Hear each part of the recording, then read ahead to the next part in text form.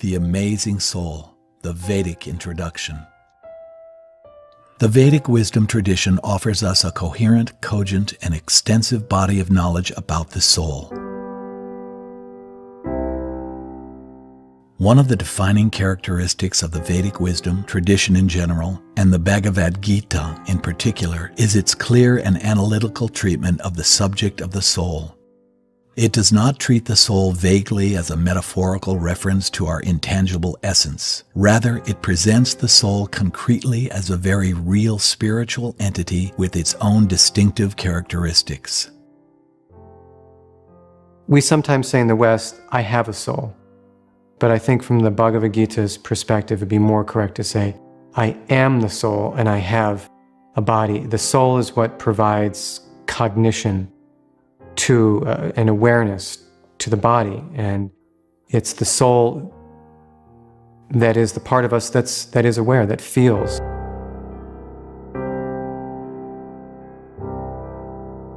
The Amazing Soul, consciousness personified. Consciousness does not originate in the brain. Then where does it originate? The Bhagavad Gita explains that it originates from the soul. यथा प्रकाशयत्येकः कृत्स्नं लोकमिमं रविः क्षेत्रं क्षेत्री तथा कृत्स्नं प्रकाशयति Bharat. The Bhagavad Gita 13.34 illustrates the relationship between the soul and consciousness with a vivid example. O son of Bharata, as the sun alone illuminates all this universe, so does the living entity, one within the body, illuminate the entire body by consciousness. This verse indicates that just as the sun illuminates the universe, the soul illuminates the body with consciousness. This implies that just as sunlight is the symptom of the sun, consciousness is the symptom of the soul. The power of the soul extends throughout the entire body. There's a passage in the Katha Upanishad which describes the soul as like the sun. It illuminates a particular area. Sometimes it's described like a lamp or a candle. It provides, the light of a candle will fill up a room in the same way that the illumination of the soul will fill up the body. If we are inside a room and can't see the sun in the sky outside, we can still infer its presence by observing its symptom, sunlight. Similarly, even though we are not able to see the soul inside the body, we can still infer its presence by observing its symptom, consciousness. The Amazing Soul, non-material. According to Vedic wisdom, the soul is essentially non-material, meaning it is not made up of matter and hence cannot be affected by matter. नैनं छिन्दन्ति शस्त्राणि नैनं दहति पावकः न चैनं क्लेदयन्त्यापः न शोषयति मारुतः. The Bhagavad Gita makes this point very categorically clear in chapter 2, verse 23. It states, "The soul can never be cut to pieces by any weapon, nor burned by fire, nor moistened by water, nor withered by the wind." In this verse, the Bhagavad Gita gives us a vivid sense of the spiritual nature of the soul. So there's many sort of key verses in the Bhagavad Gita that describe this, particularly in the second chapter, because it's in the second chapter that Krishna really begins his argument with Arjuna as to why he should fight this battle. And his first point that he makes is that it's a fact that no one really is going to die anyway. Even if you slay the body, you're not destroying the soul. It will just simply go somewhere else into another body. So he begins to develop Krishna begins to develop a perspective or a point of view on what the nature of this thing called the Atman is. And the nature of the Atman is that it's, as I said, it's eternal. It's totally unaffected by the body and by the mind. It's entirely different or separated from them. Anything that happens to the body or to the mind is not in reality happening to the self. The statement that the soul is not affected by the various common agents that affect the material body, that is, weapons, fire, water, and wind, conveys an understanding of what it means for the soul to be beyond matter. the amazing soul, indestructible. The Vedic wisdom explains that the soul is by nature indestructible. It cannot be destroyed. Avinashitu tadvidhi yena sarvamidam tatam vinashamavyayasyasya na kaschit kartumarhati. It states, that which pervades the entire body you should know to be indestructible. No one is able to destroy that imperishable soul. It is the mortal body frame, that disintegrates, that disappears, but not the soul. Eternal consciousness, you could say. So the consciousness persists in there. And with this consciousness would persist even the impressions of the earlier births. And whatever we have been doing, so their good or bad effects. That is what we call as the karma, karma bhoga. That one has to realize. Thus, the soul is eternal and is not subject to the destruction that is inevitable for the material body.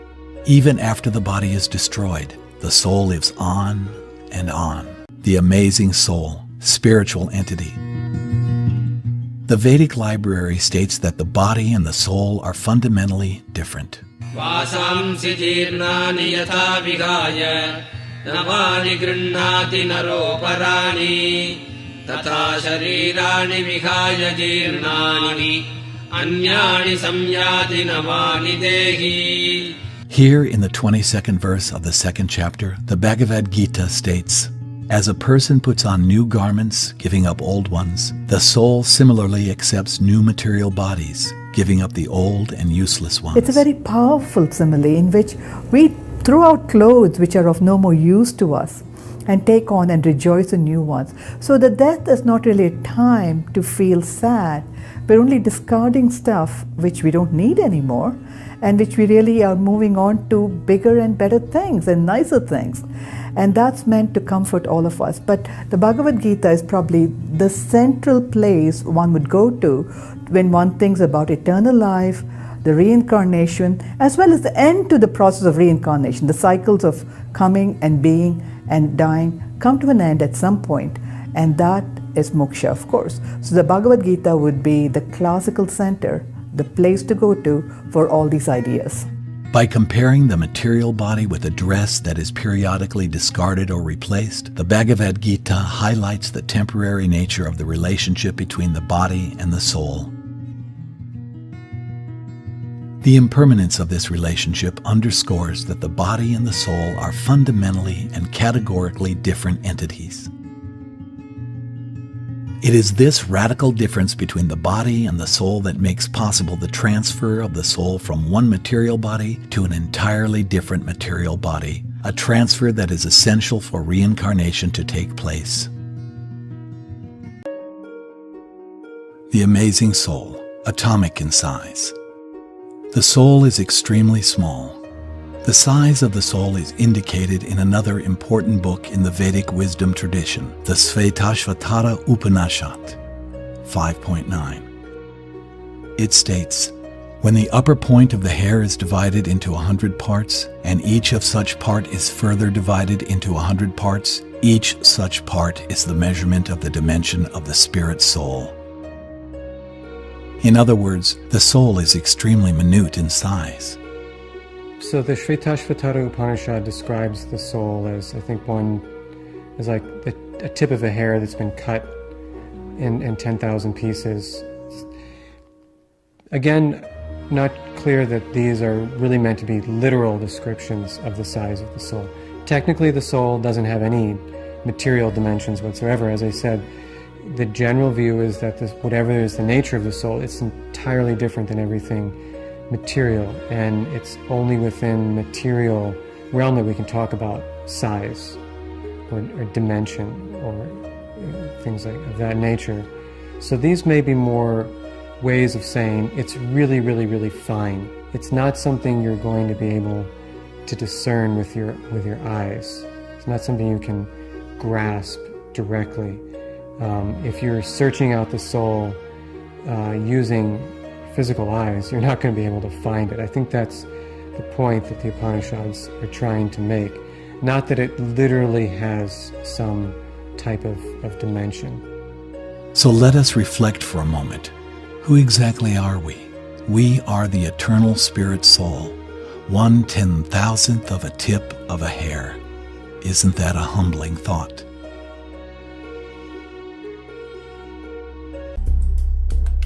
The amazing soul, eternal and individual. Another key characteristic of the soul, according to the Vedic wisdom, is that it is eternal and always an individual. Here in the 12th verse of the 2nd chapter, the Bhagavad Gita explains, Natvevaham jatu nasam, natvam neme janadhipaha, nachaiva na bhavishyamaha, sarve vayamatah param. Never was there a time when I did not exist, nor you, nor all these kings, nor in the future shall any of us cease to be. This verse asserts that individuality is an eternal feature of all living beings. Is this eternal individuality a feature of the body or of the soul? It cannot be a feature of the body because the body is perishable. Therefore, eternal individuality is a feature of the soul. As souls, we remain individuals forever, even though the bodies we occupy perish one after another.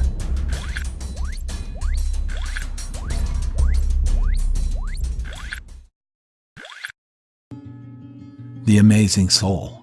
Why is it amazing? The Bhagavad Gita describes the soul as being amazing. Ascharyavat pashyati kaschidedam, ascharyavat vadati tathaiva chanyaha, ascharyavat chainam anyashrunoti, shrutvaapyenam veda na chaiva kaschide. It says so in the 29th verse of the 2nd chapter. Some look on the soul as amazing. Some describe him as amazing, and some hear of him as amazing, while others, even after hearing about him, cannot understand him at all. Why is the soul called amazing? One reason is the mind-boggling variety of the bodily habitats that it can enliven. The fact that the atomic soul is within the body of a gigantic animal, in the body of a gigantic banyan tree, and also in the microbic germs, millions of which occupy only an inch of space, is certainly very amazing. The minute soul powers not only the tiny body of a germ, but also the gigantic body of a whale. Owing to a gross material conception of things, most people in this age cannot imagine how such a small particle can become both so great and so small.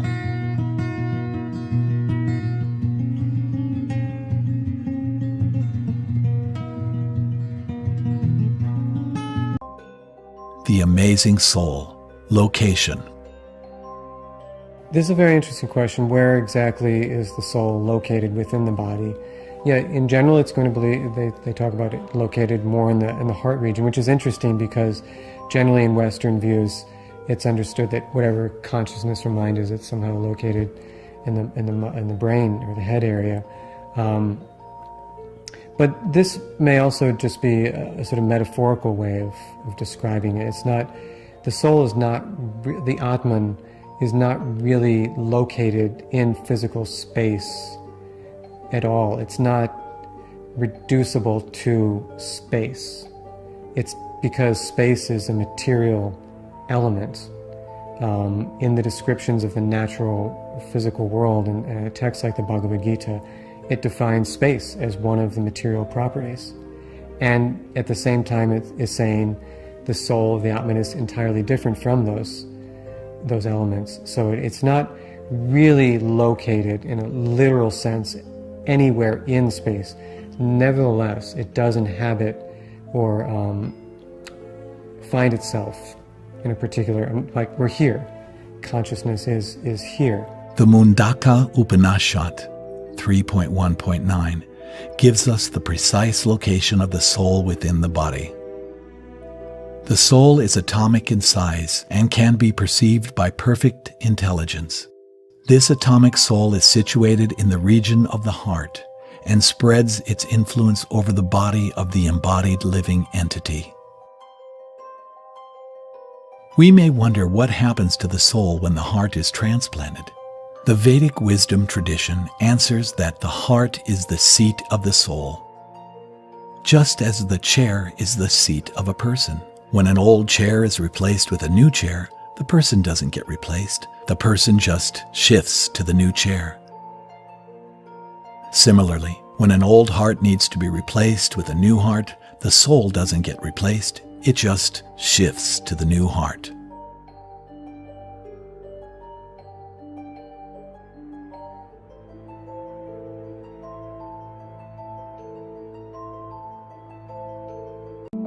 The amazing soul, intuitive essential nature of the soul, eternal. Sustained reflection can help us intuit the essential nature of the soul. Vedic wisdom states that the soul is by its very nature Satchit Ananda, full of knowledge and full of bliss. Is this eternal, enlightened, and ecstatic nature of the soul expressed in any way in our present bodily existence? Let's analyze the first aspect of our nature. Eternal. Eternality. Normally, all of us long to live forever. We can hardly consider the prospect of a future in which we won't have any part to play, in which we won't exist at all. We instinctively recoil at the thought of our own mortality, and we are not alone. Even the tiniest of creatures displays the most amazing skills to avoid death. This universal longing for life is all the more remarkable when contrasted with the verity that death is the most unchangeable and undeniable of all the facts of life. All physical bodies are doomed to mortality. They are born with a death sentence, an expiry date written on them. If we are just our physical bodies, then why do we have such a deep-rooted desire for something, eternal existence, that is so utterly unnatural, nay, impossible for the physical body to obtain? How does this deep-rooted longing originate in a world that demonstrates its inevitable frustration ubiquitously in our own and others' dying bodies? The Vedic wisdom tradition answers that this longing comes from the innermost essence of our being, the soul, which is by nature eternal. We long to live forever because we, as souls, are eternal. There's very little that all Indian religious thinkers would agree on, but I think we can say that a sort of pan-Indian view is that the nature of the soul and the nature of the self is that it's eternal. And anything that's eternal was never created.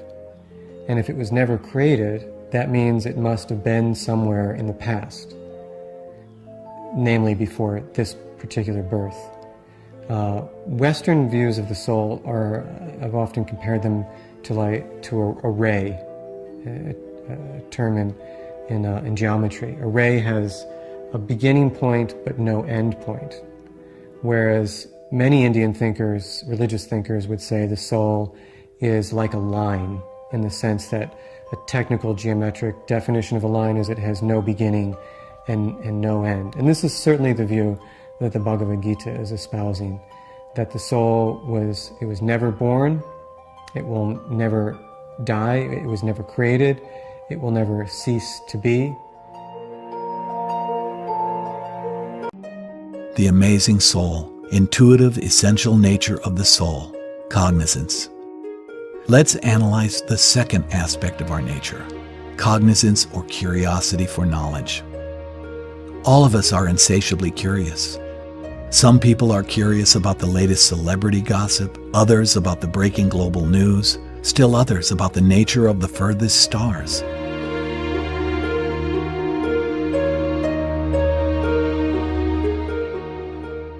Though what we want to know varies from person to person, the principle of wanting to know more remains common to all.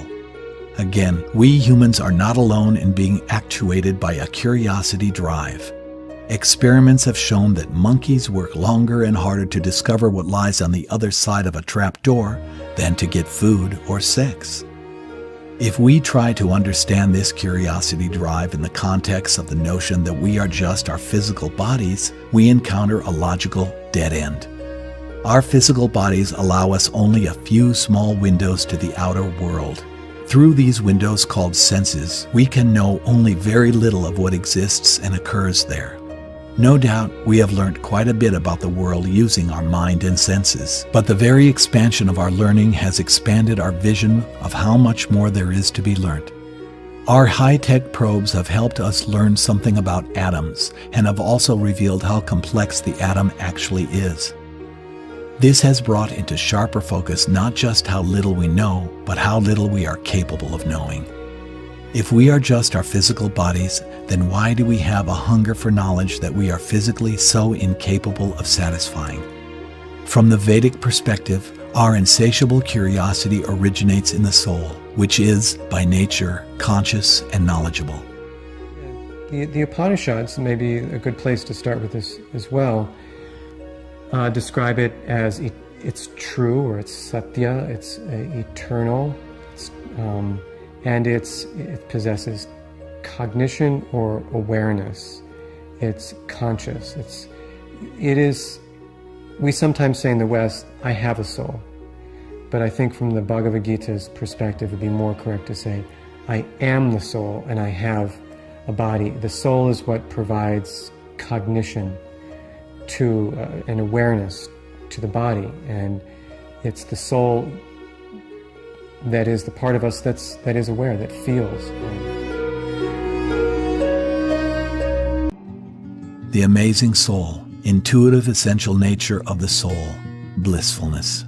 The general view of the Atman is that it has ananda. These are terms that are used in the Upanishads and Vedanta. It has bliss. Let's analyze the third and final aspect of our nature, blissful. All of us are instinctively happiness-seeking, be it through indulging in sensual pleasures, performing heroic feats, participating in life-risking sports, watching TV soap operas, reading literature, hearing music, or playing video games. Pleasure is what we constantly seek. Again, studies of animal behavior have shown that animals too strive for pleasure. Yet, the physical body allows us very few avenues for pleasure. These avenues are limited to the contact points of the senses and the things that give them pleasure. And the same body can cause us pain through practically each one of its organs. The number of bodily pleasures are few. The number of bodily diseases and distresses, numerous. Indeed, the ways in which the body can inflict pain far outnumber the ways in which it can yield pleasure. If we were just our material bodies, then why would we have a thirst for pleasure that we are physically so ill-equipped to quench? The Vedic wisdom tradition responds that our thirst for pleasure originates in the joyfulness that is inherent to the soul. Thus, by soberly reflecting on the contrasting natures of our innate longings and our bodily trappings, we can get a glimpse of the nature of the soul. Some of us may wonder, if I am actually immortal, then why don't I feel indestructible? Why do I feel so susceptible to destruction? The answer, the Vedic wisdom tradition says, lies in the depth at which the soul is buried beneath a nearly impenetrable mass of misconceived notions and misdirected cravings. Our past prolonged actions under a materialistic conception of life have created deep impressions on our psyche that have almost entirely obscured our awareness of our spiritual identity.